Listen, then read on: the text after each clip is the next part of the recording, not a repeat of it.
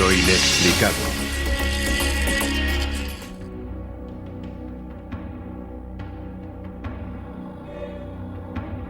Luces extrañas.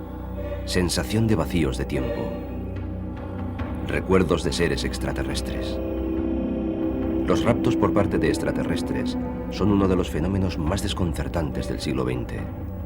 A veces se les llama encuentros en la cuarta fase. Y se dice que ocurren cuando alienígenas trasladan humanos a un ovni. Durante los últimos 30 años ha habido cientos y cientos de sucesos que piden a gritos una explicación. Un leñador afirma que seres del espacio le raptaron en el bosque y le volvieron a dejar junto a la carretera 5 días más tarde. Un músico de Nueva York asegura que fue transportado a un ovni gigante mientras su novia permanecía paralizada en el asiento del coche. Bajo hipnosis, una pareja recordó cómo vieron con horror cómo pequeños seres grises se llevaban a su hijo de la cuna. Y 2 criadoras de caballos relatan historias fantásticas de sus encuentros con extraterrestres desde que eran niñas. No existen pruebas para corroborar ninguna de estas afirmaciones, pero miles de norteamericanos corrientes relatan historias sorprendentemente parecidas. Algunas personas dicen que se trata de engaños, otras piensan que son alucinaciones. Pero para el resto es uno de los grandes misterios de nuestro tiempo y permanece sin explicación. Abducciones extraterrestres.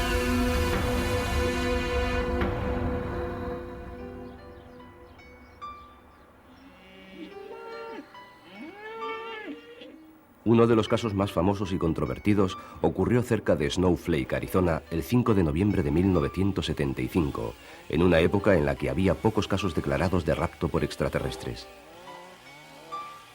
La vida del leñador Travis Walton jamás volvería a ser la misma. Esta es su historia. Había sido una jornada larga y dura. Acabábamos de terminar el trabajo. Estaba cansado y deseando ponerme en camino a casa. La cuadrilla había trabajado hasta después de la puesta del sol, con la esperanza de completar antes de la primera nevada el trabajo que su jefe, Mike Rogers, había contratado. Travis, Mike y 5 leñadores más subieron en la camioneta. Regresaban en ella a la ciudad cuando, según cuentan, sucedió algo muy extraño.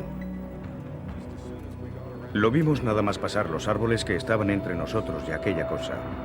Flotaba en el aire a menos de 30 metros de distancia. Fue...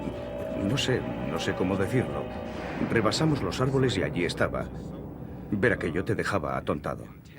Él fue el único en salir de la camioneta. Yo no tenía intención de salir. Al principio me comporté como un fanfarrón. Pensaba que aquello se iba a marchar antes de que me acercara. Pero cuanto más me acercaba, más comprendía que no se iba a mover. Empecé a pensar que aquello no era una buena idea. Le grité para que regresara. ¿Qué demonios haces? Aquello parecía peligroso. Decidí que lo mejor era irme de allí corriendo. Me giré y algo me golpeó. Salió algo del fondo de aquella cosa y le golpeó en la cabeza y en la zona del pecho. Era algo parecido a una explosión de luz. No sé lo que sucedió después. Perdí por completo el sentido. A sus compañeros les entró el pánico y huyeron dejando a Travis inmóvil en el suelo. Cuando regresaron algunos minutos más tarde, la nave extraterrestre había desaparecido. Comenzaron a buscar a Travis. Éramos leñadores, tipos duros, o al menos eso pensábamos. Cuando bajamos de la camioneta nos juntamos en una piña frente a las luces del vehículo y comenzamos a buscar a Travis. Íbamos pegados unos a otros muertos de miedo. Yo tenía tanto miedo que sentía náuseas. No lograron encontrar a Travis. Al día siguiente, su historia apareció en todos los periódicos. Los habitantes de la ciudad organizaron patrullas de búsqueda y peinaron grandes extensiones del bosque en busca de Travis. Cuando la búsqueda no reveló ningún indicio sobre su paradero, el sheriff Marlin Gillespie sospechó que se trataba de un engaño. Estaba más inclinado a creer que se trataba de algún tipo de delito violento. Pensaba que alguno acabaría por irse de la lengua y contar qué había ocurrido. Los cotilleos de la ciudad apuntaban hacia Mike Rogers y los miembros de la cuadrilla. Para limpiar sus nombres decidieron someterse a la prueba del polígrafo. 5 de ellos superaron la prueba. El resultado del sexto se calificó de no concluyente. Travis dice que 5 días después de su desaparición, despertó junto a la carretera a pocos kilómetros del lugar donde se había desvanecido. Se acercó tambaleando hasta un teléfono y llamó a casa.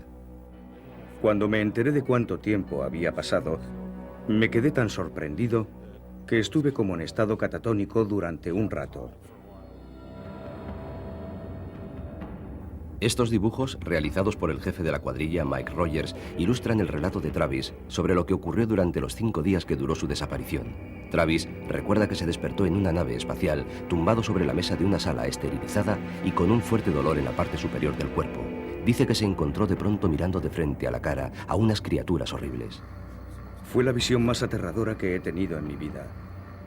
Tenían un aspecto similar al humano, 2 brazos, 2 piernas, etc. Sus facciones eran en cierto modo similares a las humanas, pero no eran humanos. Sus ojos parecía que podían ver en mi interior. Mostraban una cierta indiferencia hacia mí que me producía pánico. Travis dice que se sentó y les gritó que se alejaran de él. Cogió un objeto que tenía al lado, lo agitó contra las criaturas y éstas abandonaron la habitación. Les gritaba todo tipo de amenazas. Estaba dispuesto a pelear con ellos para salir de allí. Travis cuenta que le llevaron a una habitación abombada que parecía un planetario. Apretó los botones de una silla que parecía estar en medio del espacio y pudo ver las estrellas. Una criatura con aspecto humano le guió a otra sala en la que había criaturas similares a ella. Dice que finalmente le llevaron a un hangar donde había 3 naves espaciales más pequeñas. Dios mío, recuerda que pensó, puede que la Tierra esté a millones de kilómetros. Durante los más de 20 años que han pasado desde el presunto rapto extraterrestre, ninguno de los leñadores ha cambiado su versión sobre los hechos, pese a la presión de los medios de comunicación y las ofertas económicas a cambio de una confesión. Pero la duda persiste. Creo que los individuos a los que sometimos a la prueba del polígrafo vieron algo que pensaron que era un ovni. Respecto a Travis Walton, no creo que le llevaran a un ovni. Pero sí creo que él de verdad cree que fue así.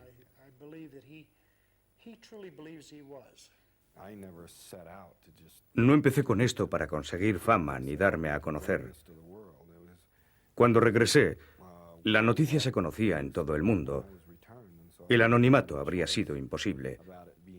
Me he limitado a reaccionar ante las reacciones de otras personas, a defenderme de las acusaciones que me hacían y a intentar aclarar los hechos. Un investigador científico del MIT, David Pritchard, organizó un foro de discusión científico sobre los raptos muchos años después del caso Walton. No está convencido de que estén probados los casos de abducciones extraterrestres. Es posible que sea cierto que esos casos se deban a la actuación de extraterrestres, pero solo lo creeré, y no hablo únicamente como científico, solo lo creeré de verdad si encuentro pruebas físicas de ello. El premio Nobel de Física Leon Lederman coincide con otros escépticos al afirmar que Travis preparó un elaborado engaño para conseguir dinero y fama. Inventarse una historia es lo más sencillo del mundo. Debemos ser escépticos en esos asuntos. ¿Por qué se inventa alguien una cosa así? Lo hace por dinero. Teniendo en cuenta todos los aspectos de la historia que hay que aceptar sin pruebas, es mucho más fácil creer que lo que el tipo busca es sacar dinero. Tengo que luchar contra el impacto emocional de la situación por la que he pasado, mientras me enfrento a personas irracionales y escépticas. Gente que se empeña en atacarme sin ni siquiera conocer los hechos. Pese a que la historia de Travis Walton fue llevada al cine en una película basada en su libro, Travis asegura haber sacado muy poco beneficio económico de su experiencia. El resultado financiero neto ha sido negativo. El resultado neto en mi vida ha sido negativo. No disfruto con la fama ni la notoriedad. Preferiría que no hubiera ocurrido. Travis sigue convencido de que su experiencia fue real. Al argumento de que no existen pruebas empíricas de que ocurriera, Travis responde que tampoco las hay de que no ocurriera.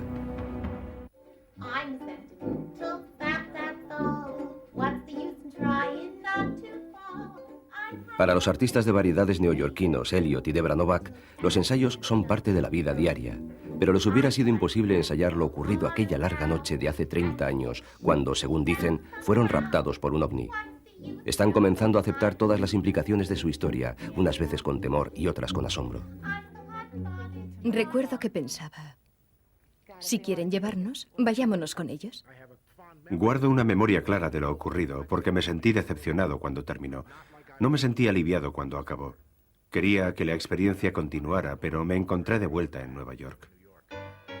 El productor de televisión, escritor y artista de variedades, Elliot Novak, y su novia, la artista de variedades, Debra Stuner, terminaron su actuación en el Grossinger's Resort Hotel de Catskill Mountains a las 11 de la noche del 23 de agosto de 1984.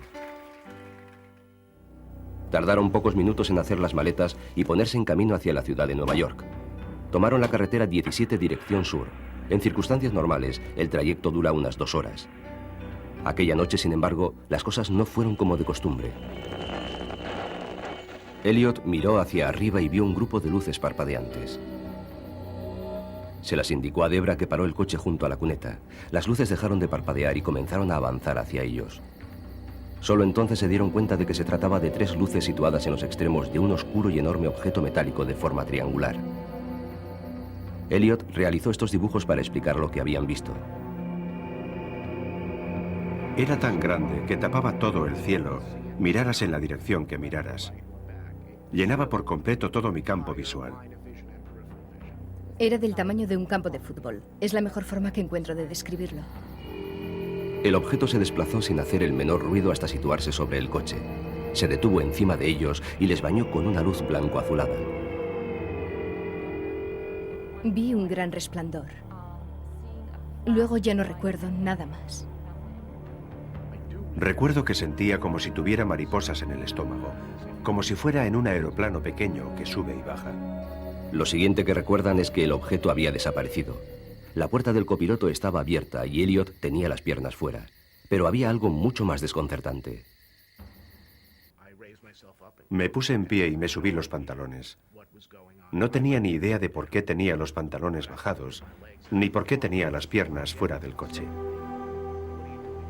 Debbie y yo no nos dijimos nada. Nos limitamos a continuar el viaje. Llegaron a Nueva York 1 hora y media más tarde de lo habitual. A la mañana siguiente, Elliot despertó sintiendo un extraño dolor en la entrepierna. Las consecuencias fueron que al día siguiente tenía dolorida la parte inferior. Sentía molestias en las piernas, los muslos y la entrepierna. Aquella mañana oriné sangre. Nunca antes me había ocurrido y nunca me ha vuelto a ocurrir. Curiosamente, un artículo publicado al día siguiente en el New York Times daba detalles sobre declaraciones de avistamientos de un ovni similar por miles de residentes del Valle del Hudson. Todos afirmaban haber visto un triángulo gigante con luces en el cielo de verano.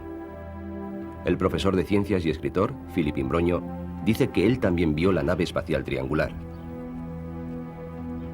Ha reunido más de 7.000 declaraciones sobre avistamientos en la zona. De ellas, más de 175 hablaban de abducción. El número de casos que ofrecen datos aceptables, me refiero a los de personas que no buscan publicidad, que han pasado un examen psicológico, etc. El número de esos casos en el Valle del Hudson es sorprendente. Supera los 175. No sabía nada sobre raptos. No sabía nada sobre naves extraterrestres. Así que fue después de que ocurriera cuando empecé a pensar que me habían llevado a una nave extraterrestre. En 1984, Elliot y Debra estaban seguros de que era un ovni lo que habían visto cerca del Grossinger's en Catskill. Pero hasta febrero de 1997, 13 años más tarde, no empezaron a pensar en la posibilidad de formar parte de aquellos que habían sido secuestrados en el Valle del Hudson. Todo comenzó cuando un amigo entregó a Debra un ejemplar de Vacíos de tiempo, escrito por el investigador del fenómeno ovni, Bud Hopkins. Empecé a leerlo y ya no pude parar. Pasé la noche despierta leyendo. Encontré muchas similitudes con cosas que habían sucedido en mi vida, no solo la experiencia de Grossinger, sino muchas otras cosas. Hopkins, que desde 1975 ha investigado más de 600 casos de abducción, accedió a ayudarle sugiriendo la hipnosis para hacer aflorar experiencias que puede que ocultaran en su inconsciente. Cuando trabajas con alguien que tiene estas experiencias o que las ha tenido en algún momento de su vida, sabes que hay un grupo central de experiencias, muchas de las cuales no pueden recordar de forma consciente. Hopkins no es psicoanalista, pero ha consultado con psicólogos y psiquiatras y ha dado conferencias ante cientos de profesionales de la salud mental interesados en encontrar un medio para estudiar los casos de abducciones por extraterrestres. Hopkins trabajó 7 años como aprendiz de hipnotizador antes de ocuparse por su cuenta de personas que pensaban que podían haber sido secuestradas por extraterrestres. En febrero de 1977, Elliot Novak se sometió a una sesión de hipnosis en el despacho de Hopkins. El vídeo de la sesión muestra a Elliot recordando encontrarse sobre una mesa de metal en una habitación fría, rodeado de figuras misteriosas. ¿Hay alguna parte del cuerpo donde sientas el cosquilleo de forma más intensa o es igual por todas partes? Es solo en la entrepierna, como si la zona se hubiera quedado dormida. Sabía que tenía las piernas levantadas porque veía la parte superior de mis rodillas, pero no sentía nada en absoluto. El que estaba a la derecha estaba haciendo algo en mi cuerpo. Podía verle, podía ver su cabeza. No imaginaba que de vez en cuando se llevaran a alguien y le extrajeran esperma. Era algo que no se me había pasado por la mente. Durante su sesión de hipnosis, Debra declaró que cuando el ovni se situó sobre el coche, se giró hacia Elliot, pero este había desaparecido. Al parecer, la dejaron abandonada. Después de las sesiones de hipnosis, Debra y Elliot compararon sus recién recuperados recuerdos. ¿No me viste por ningún sitio? No, ¿Y fuera? no. Mi siguiente recuerdo es que puse en marcha el coche y ya estabas de nuevo en él. Debra, además de la visión del ovni de 1984, recordó una noche de 1982. Recordó que estaba tumbada en la cama muerta de miedo, mientras una extraña luz llenó la habitación. Esa vez fue a ella y no a Elliot a quien se llevaron. Contó detalles escalofriantes de lo que según ella pasó a bordo de la nave extraterrestre. ¿Sientes algo diferente en el abdomen? Sí, ¿Qué sientes de diferente en el abdomen? Descríbemelo. Sucedió hace mucho tiempo. No va a pasar nada. Voy a poner mis manos sobre tu cabeza. Tranquilízate. tienen una ¿Qué tienen? Habla con claridad. aguja. Una aguja. ¿Una aguja? ¿Dónde está la aguja? Siente mi mano en tu frente. Está dentro de mí. Oh, Dios mío. Me duele. Los detractores dicen que la gente inventa abducciones cuando está en estado de hipnosis y que los hipnotizadores implantan historias de raptos en las personas que resultan mentalmente vulnerables. Miembros de la propia comunidad de investigación del fenómeno OVNI reconocen que tal manipulación es posible. El psicólogo Stuart Appel dice que la hipnosis también puede crear recuerdos falsos.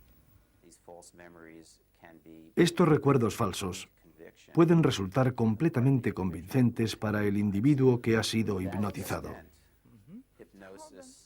Debido a eso, la hipnosis debe practicarse con mucho cuidado y solo por personas expertas para evitar crear recuerdos falsos. Sobre todo recuerdos que puedan afectar gravemente a la propia identidad o a la forma de percibir el mundo.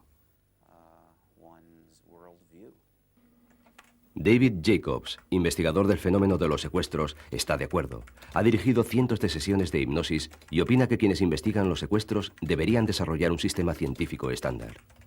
Cualquiera puede hipnotizar a otra persona siempre que esa otra persona quiera que la hipnoticen. El problema es que la gente puede inventar historias, decir cosas que no son ciertas. La memoria puede fallar, incluso en circunstancias favorables. Bud Hopkins afirma que los extraterrestres borran o eliminan de los secuestrados los recuerdos de experiencias ocurridas durante el secuestro y que la hipnosis, bajo la supervisión de expertos, ha resultado muy efectiva. No se trata de algo como la represión inconsciente de un recuerdo que se da en personas que no pueden recordar algún hecho traumático que sabemos les ha ocurrido. Es algo que parece haber sido borrado desde el exterior. Hopkins dice que mediante la hipnosis provoca un estado similar al creado por los extraterrestres, que contrarresta su efecto. Recupera recuerdos que en su opinión les habían sido borrados. El periodista C.D.B. Bryan, que ha escrito libros sobre el tema, no cree que las abducciones sean reales, pero ha visto a Hopkins hipnotizar a varios abducidos y defiende su método. Me ha permitido verle intentar influir sobre el hipnotizado para demostrarme que no puedes hacerles decir algo que no quieran decir. La mayor crítica que se hace a la hipnosis es que el hipnotizado intenta complacer al hipnotizador o simplemente inventa cosas. Yo no he visto que ocurra eso. Mientras los escépticos y los investigadores debaten posibles explicaciones al fenómeno de las abducciones, Elliot da su opinión sobre el tema. Al final todo el mundo acabará por reconocerlo. Ocurre con demasiada frecuencia y le ocurre a gente que pensaba que jamás les ocurriría a ellos. No se trata de invenciones de un grupo de lunáticos, pero no puedes demostrárselo a la gente que no te cree. Lo único que puedes hacer es esperar. Es la naturaleza humana. Hasta que no se den de bruces con ello, no te van a creer. Nos ha ocurrido a nosotros, que somos gente corriente, y le puede ocurrir a cualquiera. No quería creer que me había ocurrido a mí, pero así había sido.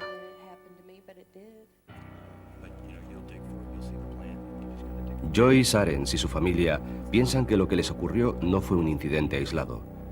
Un estudio sumamente controvertido dirigido por Roger Paul sugiere que cientos de miles, quizá millones de norteamericanos tienen recuerdos que denotan que pueden haber sido abducidos por extraterrestres. Los investigadores del fenómeno creen que estos secuestros se producen generación tras generación, tal como asegura esta familia de West Plains, Missouri. Su historia comienza una noche de otoño de 1976 en la supuesta seguridad del hogar. Recuerdo que estaba tumbado, descansando. Abrí los ojos y vi en el techo una luz roja brillante. Era algo parecido a una aurora boreal. Dan y Joyce cuentan que, salvo por la extraña luz que dicen tenía entre metro y metro y medio de diámetro, la habitación estaba a oscuras. Dicen que flotaba sobre la cuna que había a los pies de su cama y en la que dormía su hija de 1 año, Heather. Dan dice que cuando intentó levantarse, descubrió que estaba paralizado. Es la sensación más aterradora que he sentido en mi vida. No podía moverme. Le gritaba que me ayudara porque no podía moverme. No sabía que él también estaba paralizado. Cuando por fin pudimos sentarnos en la cama, pregunté, ¿qué demonios ha sido eso? El incidente pareció durar tan solo un instante. La niña estaba en la cuna con aspecto aturdido pero ilesa. Dan y Joyce pensaron que habían compartido una pesadilla. Lo pensaron hasta 1992, 16 años después. Dan, técnico informático, estaba al teclado del ordenador cuando de pronto le entró el pánico. Pensé que se trataba de un ataque al corazón. Empecé a sudar y me silbaban los oídos. Sentía mucha presión en la cabeza. Dan acudió de inmediato a un hospital, donde los médicos le examinaron y le hicieron radiografías. A la vista de los resultados, diagnosticaron que Dan sufría un ataque de ansiedad y le enviaron de vuelta a casa. Pero los síntomas persistían. Era terrible verle en aquel estado. Estaba tan asustado que no podía salir de casa. Tras 6 semanas de terror continuo, Dan se sentó frente al televisor intentando relajarse. Emitían una película que trataba sobre abducciones. Dan sintió como una revelación. Hay un momento en la película en que esa pequeña criatura, o lo que sea, se asoma por la puerta. Estaba todo oscuro y no se veían más que sombras. Al verlo, mi corazón comenzó a acelerarse y volvieron de golpe todos los síntomas. Dan se preguntó si su ansiedad podría estar relacionada con el tema de la película. Más tarde, en otro programa televisivo sobre secuestros por extraterrestres, vio una entrevista con John Carpenter, director nacional de investigación de abducciones para la Mutual OVNI Network. Dan contactó de inmediato con Carpenter para que le ayudara. En aquella época sufría un ataque de pánico. Tenía pesadillas y visiones de esos seres, pero no entendía lo que pasaba. Necesitaba ayuda. Dan accedió a grabar una sesión de hipnosis dirigida por Carpenter. Durante la sesión, revivió la famosa noche de 1976, la noche en que vio la luz sobre la cuna de su hija. Esta vez, en estado de hipnosis, recordó más cosas. Se recordó encogido en la esquina de la cama, viendo cómo un ser extraterrestre se llevaba a su hija Heather de la cuna. Se acercó a la cuna. ¿Se acercó a la cuna? La sacó de la cuna. No me puedo mover. No te puedes mover. No tienes control sobre lo que está ocurriendo, ¿verdad? No.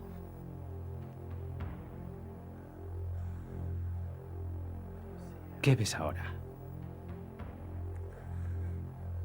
Se la lleva. Se la lleva. En su sesión de hipnosis, Joyce, la esposa de Dan, recordó los mismos sucesos. Ambos dijeron que se los llevaron pequeños seres y que toda la familia flotaba dentro de una nave espacial. No quería que le pasara algo así a mi hija. No supe hasta más tarde lo que había ocurrido. Cuando se la llevaron, no pude hacer nada por evitarlo. Heather tiene ahora 22 años y está casada. Recuerda varios secuestros durante la niñez, en los que se vio obligada a practicar juegos telepáticos con los extraterrestres. ¿En qué consiste el juego? Si elijo el correcto, me dejará ir.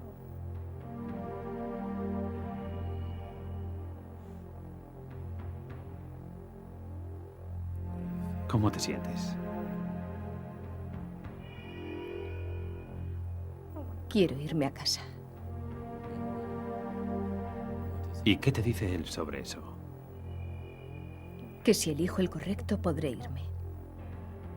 La familia Arens cree que los extraterrestres, además de inmiscuirse en la vida de su hija, ahora visitan también a uno de sus nietos. Les llama a los amiguitos que vienen a jugar al cuarto. Dijo que quería ver cómo se iba la nave. No puedo decirle que no es real porque es real. Los escépticos dirían que Dan, Joyce y Heather podrían haber creado juntos esa historia antes de las sesiones de hipnosis. En ese caso habrían sabido cómo responder ante las preguntas trampa que les hicimos y las sugestiones que yo les provoqué. Además, hay muchos detalles comparándolos con los datos de otros secuestros. Otra razón que mueve a los investigadores a creer en la sinceridad de los secuestrados es un hecho del que muchos de ellos hablan: la colocación de implantes extraterrestres. Me giró la cabeza hacia la derecha, mientras el ser más alto decía que estuviera tranquila, que no me iba a doler.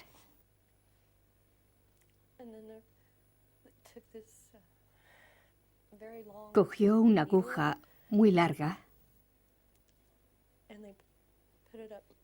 y me la metió por la nariz. Cerré los ojos, oí un chasquido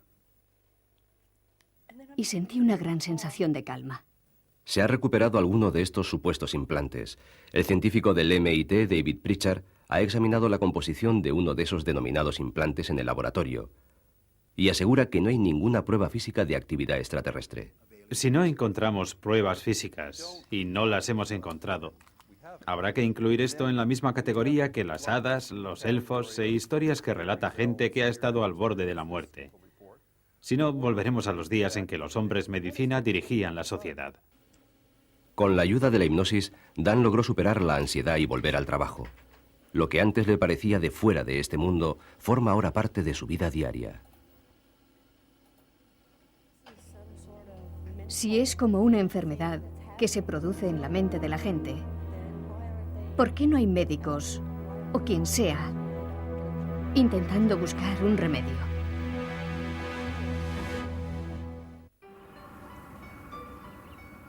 Dos mujeres de Virginia cuentan increíbles historias de secuestros que comenzaron hace más de 40 años. Anna Jamerson y Beth Collins, no son sus nombres reales, aseguran que estas, llamémoslas abducciones en pareja, todavía continúan. Beth es profesora de equitación, conferenciante y capataz de granja. Trabaja para Anna, propietaria de un rancho dedicado a la cría de caballos y asesora del Servicio Forestal de Estados Unidos. No estoy segura de cuántas experiencias he compartido con Anna. Puede que hayan sido 30 o 40. Y comenzaron cuando éramos niñas. Una noche de diciembre de 1991, Beth se dirigía al rancho de Anna en el que residía y daba clases de equitación. Había recorrido muchas veces aquel camino sin que ocurriera nada de particular, y no parecía que aquel viaje fuera a ser diferente, pero lo fue. Vi luces en el cielo. Pensé que era un avión que tenía problemas, aunque las luces ni se acercaban ni se alejaban. Parecían estar suspendidas. Llevada por la curiosidad, Beth paró el coche y salió. Las luces brillaban sobre ella con una intensidad fantasmagórica.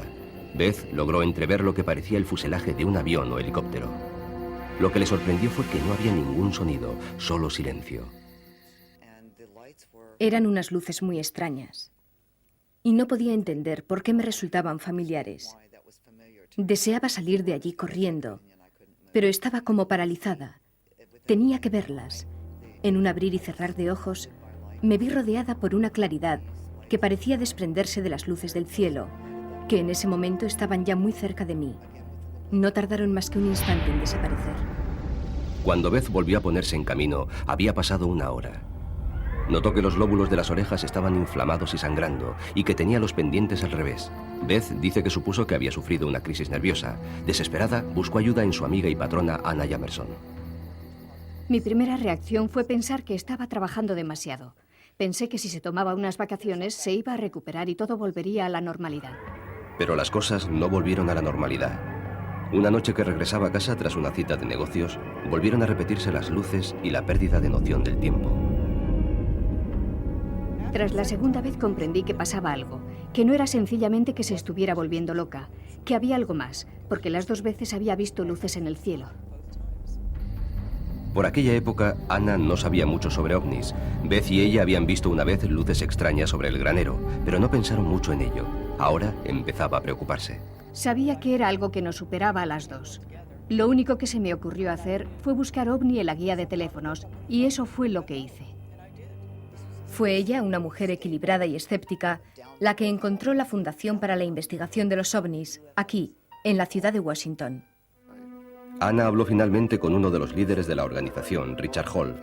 Después de reunirse con ellas, Hall accedió a estudiar el caso de Beth. Son muy inteligentes, se expresan muy bien, no son un par de locas, son seres humanos, personas inteligentes con profesiones importantes, son muy responsables. Pensé que vendrían, se entrevistarían con ella y nos dirían, caray, sí, hemos oído que esas cosas pasan. Pasa una vez, es algo estupendo para contar a los amigos, pero nunca vuelve a suceder. Por desgracia, no fue eso lo que nos dijeron. Hall no se definió sobre el caso.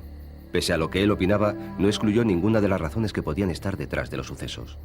Tengo una larga experiencia en este tema, la investigación sobre casos de apariciones de ovnis. Hace tiempo que estoy convencido de que recibimos visitantes de algún lugar que desconocemos. Es quizá un primer paso, o tal vez solo estén jugando con nosotros. Hall sugirió a Beth que se sometiera a una sesión de hipnosis. La regresión desató en ella un río de recuerdos. Surgieron también imágenes aterradoras de otras abducciones. Estaba tumbada de espaldas sobre una mesa. Tenía la cabeza sujeta. Vi cómo aquel instrumento bajaba hacia mi cara. No me lo podía creer.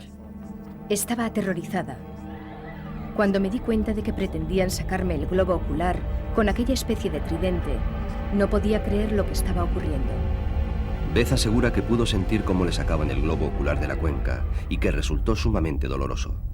Los extraterrestres seguían a lo suyo sin prestarle atención. Hicieron algo detrás del globo ocular. Algún tipo de operación. Podía sentirlo, pero por supuesto no podía verlo. Después, no sé cómo, volvieron a colocar el globo ocular en la cuenca. Los relatos de Beth eran inquietantes. Viendo la fuerte reacción de Anna ante ellos, Hall sugirió a Anna que se sometiera también a sesiones de hipnosis. Lo primero que vi ante mis ojos, en la sesión de hipnosis, me hizo gritar. Regresé al momento en que empezaron los dolores de cabeza. Vi unos enormes ojos negros justo delante de mí.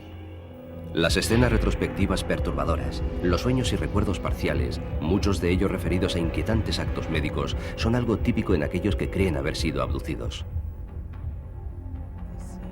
Parecía que me colocaban sondas y algún tipo de inyecciones y que sacaban algo de la parte posterior de mi cabeza, de mi cerebro. Me introdujeron algo por la nariz, me reventaron el tímpano. Tenía agujeros en la cabeza, detrás de las orejas. Me inyectaron cosas a través de las venas de los brazos. Los escépticos sobre el tema de los secuestros suelen resaltar lo rudimentario de los actos médicos descritos por Anna y otros presuntos abducidos. ¿No es esto una prueba de que son imaginaciones de la mente humana? En todos los casos, lo que la gente describe son síntesis de su propia experiencia. Ya sabe, los fogonazos de luz, la luz cegadora, el rayo que los eleva, etc. Son cosas que conocen previamente. Una civilización realmente avanzada quizá no actuaría así. Los escépticos se preguntan también por qué iban a invertir los extraterrestres tiempo y esfuerzo en experimentos tan triviales. Si de verdad existieran, no necesitarían raptar a la gente. Podrían saber todo lo que quisieran a partir de la gota de sangre de una persona. En el caso de Beth y Anna, al igual que en el de otras abducciones que hemos investigado en la zona, han aparecido pruebas físicas. Hemos visto marcas características en los cuerpos. Los detractores dicen que las marcas a las que Hall se refiere pueden ser vulgares cicatrices y no son pruebas convincentes de contactos con extraterrestres. De hecho, el propio Hall admite que no hay pruebas físicas que ofrezcan una certeza científica. Hasta los propios abducidos tienen sus dudas. Dudo continuamente de la validez de mis experiencias. Dudo de todo lo que recuerdo, porque la memoria nos puede a veces engañar. No creo probable que vayamos a encontrar pronto esa prueba absolutamente científica, en el sentido estricto de la expresión, que la gente pide. Aún sin pruebas, Beth y Anna aseguran que entre las dos han sufrido más de un centenar de secuestros. Creen que han sido abducidas juntas con frecuencia. Nos ha ocurrido lo mismo en las mismas noches.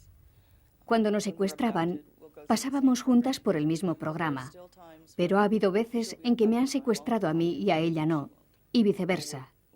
Otras veces que nos secuestraban juntas y nos separaban durante el experimento, y luego regresábamos también separadas. Juntas o separadas, Beth y Anna dicen que hay algo que parece cierto.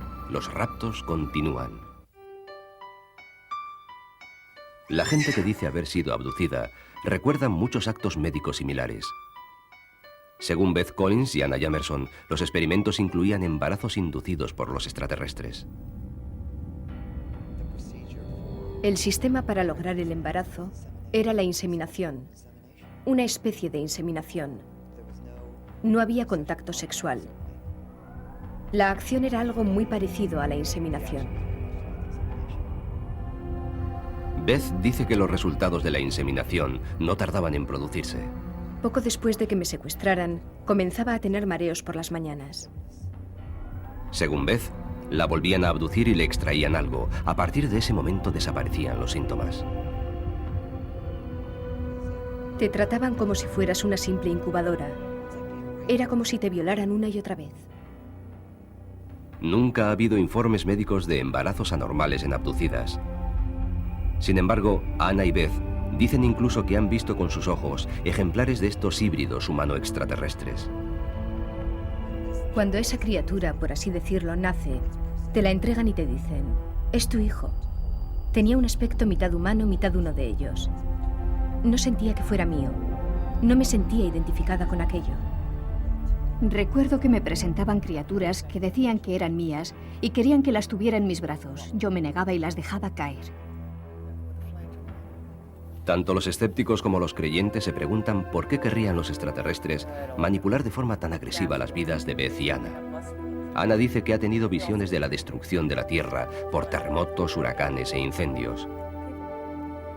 Dice que los extraterrestres le han dado un curso intensivo para aprender a pilotar sus naves, y supone que esto le permitirá abandonar el planeta si sus terribles visiones se cumplen. Aquí es donde aprendí a pilotar la nave, a controlar la nave. Dijeron que me estaban preparando para ir a otro lugar. No sé si se trata de otro planeta, una nave o qué. Solo sé que es a otro sitio. Beth reza porque terminen las abducciones. Cuando estoy muy asustada, tengo la típica respuesta humana. Digo, oh Dios, sácame de aquí. Si me salvas de esto, haré lo que me pidas. Sea cual sea la verdadera naturaleza de la experiencia que describen como abducciones, Ana y Beth son dos más de las muchas personas que en este país y en todo el mundo intentan desesperadamente comprender el misterio que se ha apoderado de sus vidas. Me enfado con ellos, pero quiero saber más. Quiero saber por qué hacen esto. Quiero saber por qué nos hacen esto a mí y a mi familia. ¿Por qué hacen esto a tanta gente? Creo que es más lo que podemos aprender de ellos que lo que debemos temer de ellos. Además, ¿qué vamos a hacer? ¿Escondernos en una cueva y confiar en que no vengan a buscarnos? Incluso aquellos que no tienen relación directa con las abducciones pueden verse atrapados por el misterio. Se sienten tentados por el presentimiento de una realidad nueva. Después de 2 años inmerso en un asunto como este, te sientes tremendamente afectado. Casi todos los días, cuando estoy en la calle, miro hacia arriba deseando que esa luz que veo no sea un avión o la luna. Muchos estudiosos del tema están convencidos de que las abducciones tienen que ser reales, no tienen la menor duda. La gente desaparece sin dejar rastro. Se avisa a la policía, se organizan patrullas de búsqueda, las madres gritan angustiadas ¿dónde está mi hijo? Todo esto forma parte del fenómeno de las abducciones. Además, la gente regresa con marcas en el cuerpo, con cicatrices en el cuerpo que no tenían el día anterior o una hora antes. Los científicos que han estudiado el fenómeno de las abducciones no están convencidos de que sean reales, dudan de muchas de las pruebas. Muchos de esos sujetos presuntamente abducidos presentan cicatrices extrañas, pero en la mayoría de los casos no recuerdan el origen de dichas cicatrices. Otros hablan de implantes, pero cuando se ha extraído alguno de esos implantes, no ha aparecido nada inusual.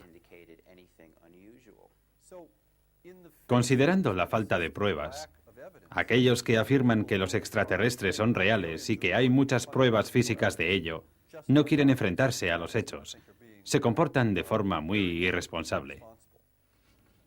Dejando a un lado la naturaleza de las pruebas, el fenómeno de las abducciones desafía la explicación dada tanto por los creyentes como por los escépticos.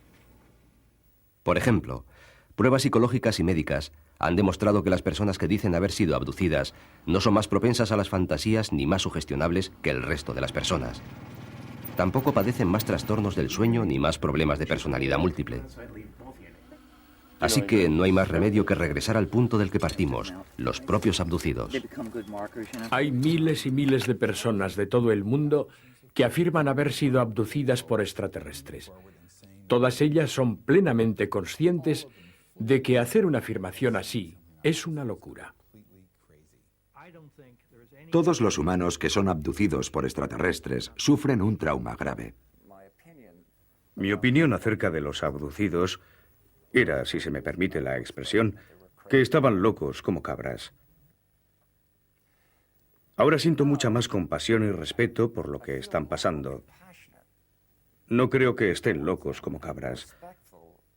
Al mismo tiempo, no puedo decir que crea con toda sinceridad que han sido secuestrados por extraterrestres.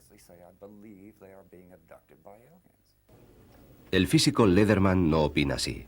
Para él, el hecho de que se hable de abducciones por extraterrestres es un síntoma de la urgente necesidad de información científica que hay en nuestra cultura. Hace que redoble mi esfuerzo por introducir la educación científica en los parvularios, primer ciclo, segundo ciclo, todo el proceso hasta la enseñanza secundaria. Creo que es fundamental elevar el nivel de comprensión científica del ciudadano medio.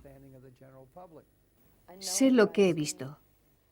Y no hay nadie en este mundo que me pueda decir que no he visto lo que he visto. Los he visto, los he tocado, he estado con ellos.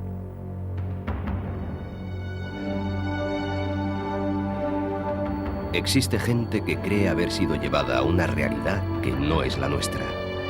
Han viajado a un mundo que no podían comprender. Un mundo que sigue sin explicación.